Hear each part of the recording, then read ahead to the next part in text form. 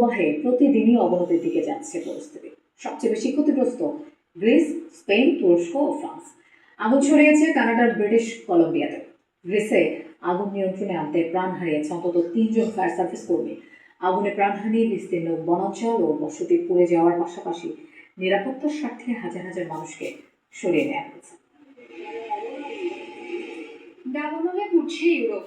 Spain থেকে তুরস্ক জ্বলছে আগুনের লেলিহান শিখায়। উজাড় হচ্ছে জনপদ, পুড়ছে বনাঞ্চল। যেদিকে চোখ যায় শুধু পোড়া গাছ, কালো পাহাড় আর ধোঁয়ার কুণ্ডলী। কয়েকদিন আগেও যে পাহাড় ছিল সবুজে মোড়া, দাবানলের আগ্রাসনে এখন তা যেন মৃত্যুপুরী। গ্রিসের ক্রিট দ্বীপে দাবানল নিয়ন্ত্রণে আনতে গিয়ে প্রাণ হারিয়েছে 3 ফায়ার সার্ভিস কর্মী। আগুন দ্রুত ছড়িয়ে পড়ে, নিরাপদে সরিয়ে নেওয়া হয়েছে কয়েকটি গ্রাম থেকে বাসিন্দা ও পর্যটকদের। সবচেয়ে নাজুক পরিস্থিতি স্পেনে। মোট 2,07,000 হেক্টরের বেশি এলাকা আগুনে ক্ষতিগ্রস্ত। মাদ্রিদের আশেপাশে পড়ে গেছে শতাধিক বাড়ি। কাস্তিওয়ান ও ভ্যালেন্সিয়ায় দাবানল এখনো নিয়ন্ত্রণের বাইরে। জামুরা অঞ্চলে নতুন করে আগুন ছড়িয়ে পড়ায় 1,000-এর বেশি মানুষকে সরিয়ে নেওয়া হয়েছে। আগুন ঠেকাতে ফায়ার সার্ভিসের পাশাপাশি স্বেচ্ছাসেবক ও স্থানীয় বাসিন্দারাও মাঠে নেমেছেন।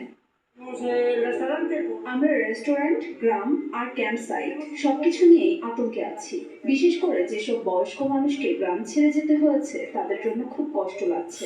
আমরা অসহায় বোধ করছি। আমরা জীবনে কখনো এত বড় দাবানল দেখিনি। ছোটবেলায় কয়েকটি দাবানল দেখেছি, কিন্তু এত ভয়ানক পরিস্থিতি আগে কখনো দেখিনি।